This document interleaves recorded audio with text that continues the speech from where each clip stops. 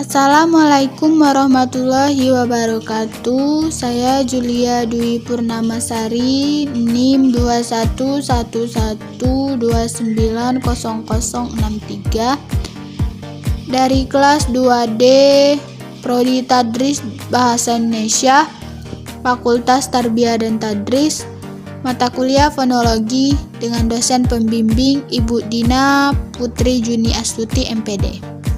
Baiklah, di sini saya akan membacakan tentang klasifikasi fonem bahasa Indonesia, distribusi fonem bahasa Indonesia, realisasi fonem bahasa Indonesia.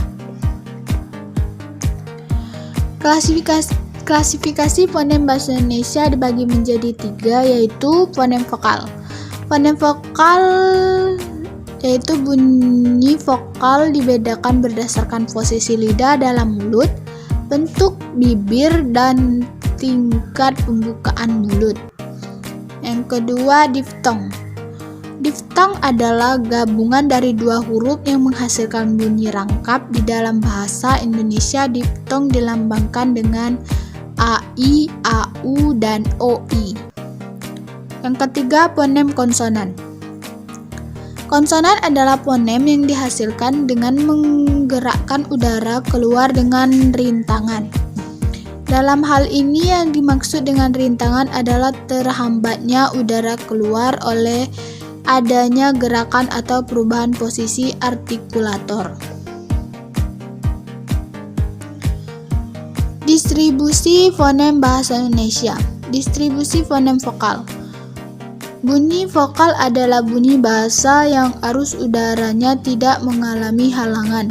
Jenis vokal ditentukan oleh 3 faktor, yaitu tinggi rendahnya posisi lidah, bagian lidah yang dinaikkan, dan bentuk bibir pada pembentukan vokal tersebut. Bahasa Indonesia memiliki 6 buah fonem vokal, yaitu I, E, A, U, O. Distribusi fonem konsonan. Konsonan adalah bunyi ujaran yang arus udaranya mengalami hambatan ketika keluar dari paru-paru. Dalam pengujaran bunyi konsonan terdapat 3 faktor yang terlibat, yaitu keadaan pita suara, penyentuhan alat ucap yang satu dengan yang lain, dan cara alat ucap itu bersentuhan. Realisasi fonem bahasa Indonesia. Realisasi fonem adalah pengungkapan sebenarnya dari ciri atau satuan fonologis, yaitu fonem menjadi bunyi. Bahasa Indonesia memiliki realisasi dalam berbagai bunyi. Realisasi fonem sebenarnya sama dengan bagaimana fonem itu dilafalkan. Realisasi dalam wujud bunyi yang bermacam-macam dari sebuah fonem itulah yang disebut sebagai alofon.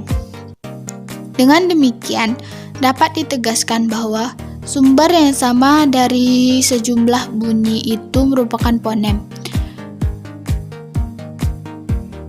Fonem dalam tata bunyi ditulis dengan simbol, sedangkan alofon karena hakikatnya adalah bunyi disimbolkan dengan lambang dalam kurung. Contoh pelafalan fonem vokal yaitu fonem vokal I dapat memiliki alofon I, seperti pada sapi dan lagi. Fonem vokal I juga memiliki alofon L, seperti pada lembing dan kambing. Dengan demikian dapat ditegaskan bahwa I dapat berrealisasi ke dalam I dan I dalam posisi yang tidak sama. Keduanya dapat disebut sebagai alofon dari fonem I.